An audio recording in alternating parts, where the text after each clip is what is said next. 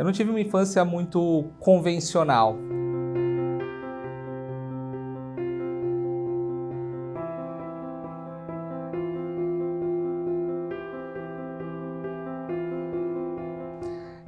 Apesar de ser uma criança como qualquer outra, meu pai sempre foi muito exigente comigo. Então, desde muito cedo, né, aos 7 anos de idade, eu já dava aula de informática. Na época era o Lotus 1, 2, 3, nem existia o Excel ainda. Ainda jovem, quando eu trabalhava com meu pai, eu fazia manutenção de computador, fazia manutenção de eletrônicos, impressoras e tudo mais. E isso fez com que eu desenvolvesse esse gosto por buscar a engenharia. Mais tarde eu me inscrevi na faculdade, né? Fui fazer faculdade. Como estagiário, eu passei por todas as áreas da empresa, o que me deu uma base muito grande. Era uma empresa pequena, em Diadema, em torno de 100 funcionários, e que foi minha grande escola, mas uma grande escola em todos os sentidos. Então nessa empresa eu fui evoluindo, né? Eu cresci como estagiário, depois eu virei assistente de engenharia, analista de engenharia, projetista, então fazia projetos mecânicos e projetos elétricos. E foi nessa empresa que eu tive o primeiro contato com a regionalização, onde nós tínhamos que regionalizar, fazer nacional, em vez de comprar importado, um detetor de metais. E nós tivemos sucesso nesse detetor de metais. Nós fizemos ele 100% nacional, desde a bobina até a carcaça, o painel, e colocamos ele no mercado. E realmente foi um grande ganho para a empresa. Me formei em 2006. Logo depois que eu me formei, eu vi que a cadeira estava ficando pequena. Por ser uma empresa pequena, eu queria crescer. Então, eu deixava claro para todo mundo que eu queria ser um executivo de uma grande multinacional. As coisas nunca caíram no colo. Muito pelo contrário, eu tive que conquistar as coisas. Então, fui uma pessoa que sempre tive que desenvolver estratégias, né? Eu não consegui fazer uma faculdade de ponta. Eu tive que fazer uma faculdade de segunda linha, porque eu não consegui passar, na verdade. Então isso foi uma falha da época. Eu era muito ansioso. Eu tinha sempre que correr atrás, eu tinha que me destacar dos meus concorrentes. E foi aí onde entrou a questão do posicionamento, marca pessoal na minha vida. Se eu quisesse ir para uma grande multinacional e virar um executivo, o que eu tinha que fazer? Me destacar dos meus concorrentes. Então eu não tive a possibilidade de viajar para o exterior para aprender o idioma. Muito pelo contrário.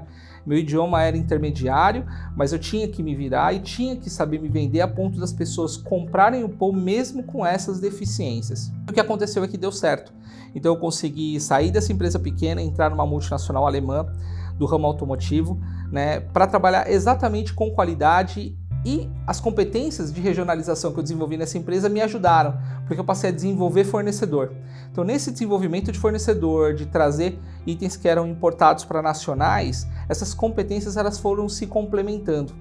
Essa empresa foi uma grande escola, foi nela que eu conheci o meu grande mentor, uma pessoa que eu tenho um carinho e que me ajudou até hoje a desenvolver tudo que eu precisava para chegar a ser um executivo de uma grande multinacional. Então, nessa empresa, eu cresci muito rapidamente, né? Em apenas 3 anos, eu saí de engenheiro júnior para engenheiro sênior. Eu comecei a buscar alternativas, né? Porque o meu plano de carreira ele sempre foi muito bem desenvolvido. Então, eu queria ser coordenador até os 29 anos, gerente até os 32. Então, isso tinha que acontecer. E nesse meio tempo, teria que ter uma experiência internacional. Então foi quando eu resolvi sair dessa empresa, apareceu uma oportunidade no mercado e eu saí dessa empresa alemã para ir para uma empresa americana para implementar um projeto. Eu fiquei nessa empresa 6 meses, nós tivemos sucesso na implementação desse projeto e eu fui para essa empresa através do networking, né? Através do networking com headhunters e com pessoas com quem eu trabalhei e movimentando esse networking eu consegui entrar nessa empresa, implementamos o projeto, foi sensacional e mais uma vez o networking me ajudou porque um outro gestor que eu tinha trabalhado junto nessa empresa alemã em que realmente me projetei e ele tinha uma posição para trabalhar na China. Na época, quando você falava para todo mundo que você ia trabalhar na China, todo mundo falou, cara, você é louco, vai para os Estados Unidos, vai para a Alemanha. Mas eu sempre tive essa vontade de trabalhar em países onde poucas pessoas gostariam de ir.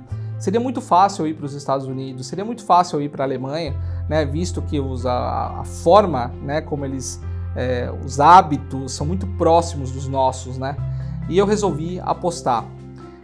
Tive uma pessoa incrível na minha vida, que é minha esposa, que no começo eu fiquei preocupado porque ela nunca tinha saído do país e ela falou, não, nós vamos e eu vou com você. Então ela abdicou do trabalho dela para ir comigo e eu fiquei 1 ano trabalhando na China, numa cidade chamada Chongqing, que fica na província de Sichuan, no meio da China, onde eu tive uma baita experiência, sendo responsável por toda uma operação de envio das motos desmontadas para o Brasil, e era responsável também pelo envio das motos na Coreia. Quando eu resolvi ir, eu fui com o mindset de viver como um chinês vive. Então eu tive todas as experiências que você pode imaginar. E tudo isso por quê? Para eu poder me conectar com a equipe que eu estava gerenciando, para que eu pudesse ter resultado. E tive resultado, foi um sucesso. Infelizmente veio a crise e no meio dessa crise o ramo de 2 rodas ele foi muito afetado. E aí a empresa pediu para que eu voltasse para Manaus, onde era a planta, para poder tocar toda a operação. Eu preferi me desligar da empresa, visto que eu tinha o meu plano de ter filhos, e eu realmente acreditava que essa experiência fosse me trazer, né, algo muito bom para minha carreira. Então assim, poucas pessoas tinham tido uma experiência da China. Logo, anos depois, a China estourou e ir para a China se tornou algo corriqueiro. Mas na época não, né? Então eu não só vivi na China, como eu tive uma experiência de trabalho lá. Então quando eu resolvi, né, me acertar com a empresa, voltei para o Brasil, né? Em 2 meses eu estava recolocado, né, numa grande multinacional alemã, a maior multinacional alemã do mundo, como coordenador de qualidade, exatamente com 29 anos, como eu tinha previsto lá atrás, como estava planejado nessa minha jornada, né, estava no meu plano de carreira. Mas nesse meio do processo, onde eu precisava me desenvolver como líder, eu fui para os Estados Unidos, né, pela empresa, para poder fazer uma formação de liderança, e foi exatamente aí que eu descobri o meu propósito. Eu cheguei à conclusão que eu não queria estar do lado de cá, né, aprendendo a ser um líder. Eu queria estar do lado de lá formando líderes. Foi nesse meio período, meu pai descobriu que tinha câncer e ele em 3 meses veio a falecer. Passei por um processo de luto que foi muito difícil, foram 2 anos para tentar superar. Meu pai, que sempre foi minha grande referência, foi a pessoa que foi dura comigo, mas que ele me forjou, né? Eu sou quem eu sou por conta dele, e foi um processo que foi simplesmente muito difícil. Eu consegui passar por ele, graças a Deus. A minha esposa, uma pessoa que está comigo já há 20 anos, me ajudou a passar por esse processo. Meu pai faleceu, minha filha tinha 5 meses, né? Logo depois que meu pai faleceu, a minha filha teve que fazer uma cirurgia de urgência, que também foi muito difícil. Então, se não fosse todo esse processo de autodescoberta, né, talvez eu não teria passado, né, por esses 2 processos tão difíceis que foram para mim. E essa grande multinacional alemã, ela me deu todo o suporte para passar por esse processo, principalmente meu último gestor, que não só apostou em mim, como me deu a liberdade para eu poder construir esse Paul que é hoje. Então eu resolvi sair dessa organização, né, e só consegui sair por quê? Porque eu construí uma equipe de alta performance, né, a ponto de deixar uma sucessão e eu poder sair e essa equipe continuar rodando, né, continuar funcionando, que eu acho que é o que todo líder deve fazer, né? Então eu construí a Growth, que é uma empresa focada em microlearning, em educação corporativa. E hoje a Growth é uma empresa de educação, uma startup de educação, uma edtech, com foco em microlearning. Então nós desenvolvemos o Clube de Profissionais de Alta Performance, que é um grupo de pessoas que se reúnem, onde elas têm uma aula semanal, né, com uma ferramenta prática para que ela aplique no dia a dia, onde nós trazemos, né, executivos para poder também dar aulas para o clube, onde nós trazemos convidados e trazemos diversas pessoas para adicionar competências e para adicionar aquele temperinho, você ouvir o que as outras pessoas estão falando, especialistas estão falando. Então é algo que realmente foi um prazer criar. Eu sou tão apaixonado pela alta performance, né, que eu aplico isso na minha vida, que eu tive a oportunidade de fazer a coordenação editorial de um projeto, de um livro chamado Profissionais de Alta Performance, onde eu reúno diversos profissionais das mais diversas competências para trazer esse conceito de alta performance. Essa obra foi um sucesso, né? Eu tenho tido feedbacks muito bons com esse livro e foi um prazer. Foi 1 ano de projeto para coordenar e trazer todos esses profissionais, mas foi algo que realmente me trouxe uma satisfação muito grande. E quem é o Paul hoje? O Paul é uma pessoa apaixonada por desenvolver pessoas, por colecionar cases de sucesso.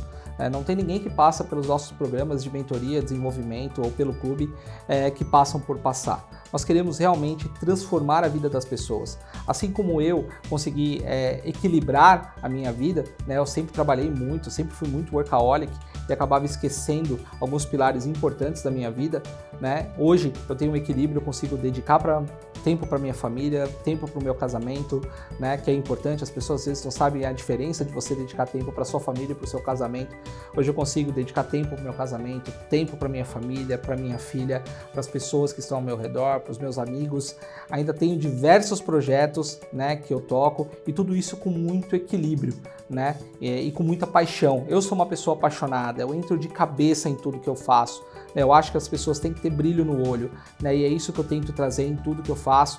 E o meu foco é ser uma inspiração para essas pessoas, né? Eu sempre foquei em ser o meu próprio case de sucesso para poder fazer com que as pessoas sejam a melhor versão de elas mesmas, para que elas sejam os cases de sucesso. Então esse é o Paul, uma pessoa apaixonada pela vida, apaixonada pelo que faz, um impermanente, um incansável, que é uma pessoa que vai estar sempre criando e sempre focado em ajudar as pessoas a se tornarem um case de sucesso.